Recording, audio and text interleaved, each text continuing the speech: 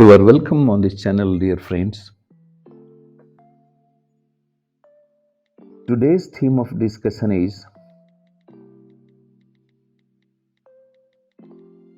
Enlightened Women, Part B.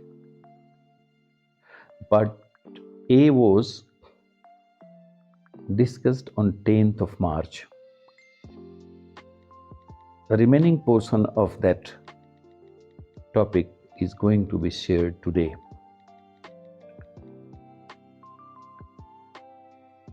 In that video, we have seen that knowing full well that enlightenment is everybody's birthright,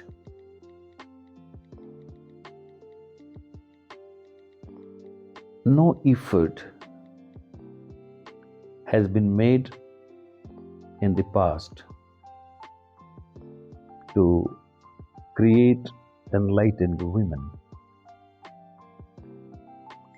Had there been a consistent tradition of making women enlightened, the face of humanity would have been transformed, and the world today would have been in a different look. But now the entire suffering of humanity is due to this wrong decision.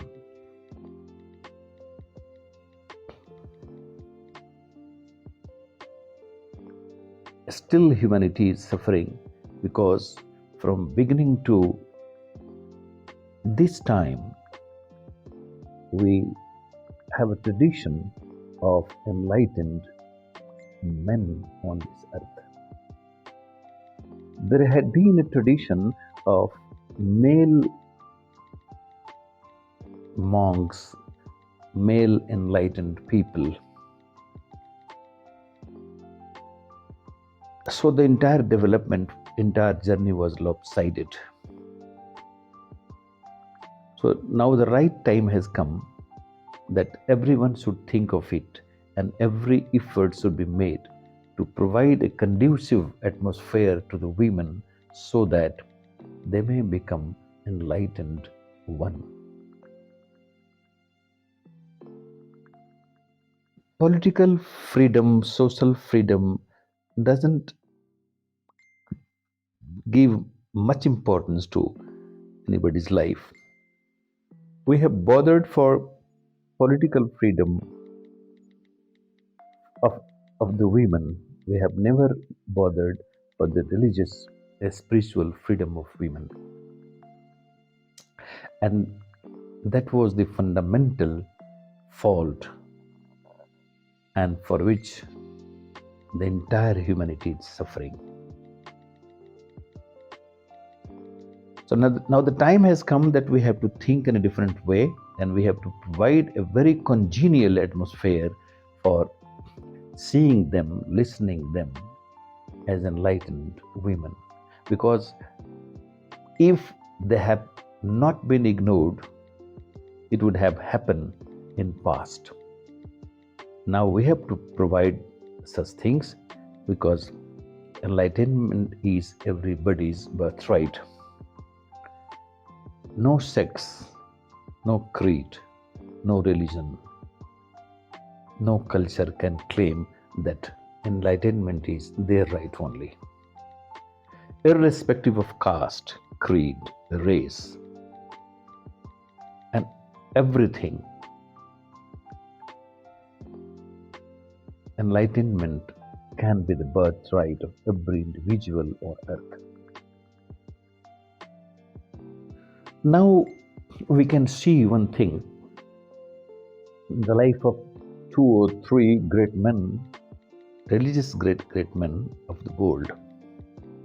And from their life's experiment, we can conclude many things. Take, for example, in Buddha's life, there is a history that women's entry was not given. They were not allowed to enter the domain of Buddha's entry was prohibited in the beginning. For years, it has been denied. After many times and many occurrences, they were allowed, but they were not given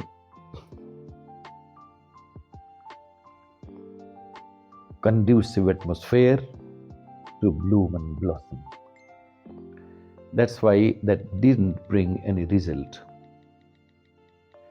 If we see the life of Mahavira, there also we find that Mahavira was also not, rather, he was harder than Buddha.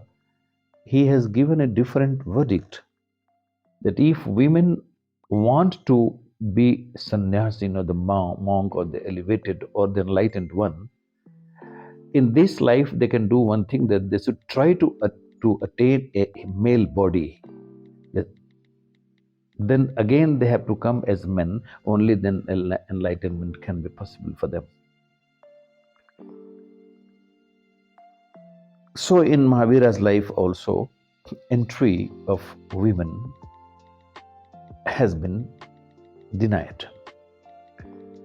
Now we see the life of Jesus. There is a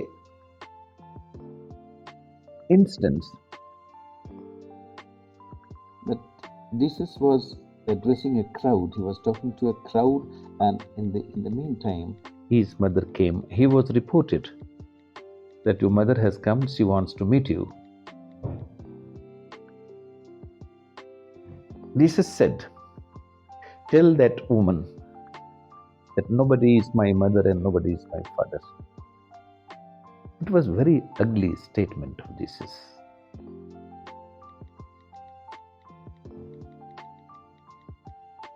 So, and the other thing is also there. Magdalene also loved more than any disciple of Jesus, but she was not accepted. Among 12 apostles, she was not given any place. And the history says that when he was crucified, all these 12 apostles escaped. History justifies that 3 women were there and they had taken down the body of Jesus. His apostles were not present at that time. So this is the historical fact of Jesus. So in the life of these 3 great men, spiritually elevated and enlightened, we find that there was no place for women in their life also. Now the time has come. We have to create a very conducive atmosphere so that women should think of becoming enlightened one, should think of becoming pope, should think of becoming spiritual guide. And it is possible, because in the life of Buddha we find that there was no any thinking. The entire methodology was male oriented, and they were scared of allowing women as sannyasi.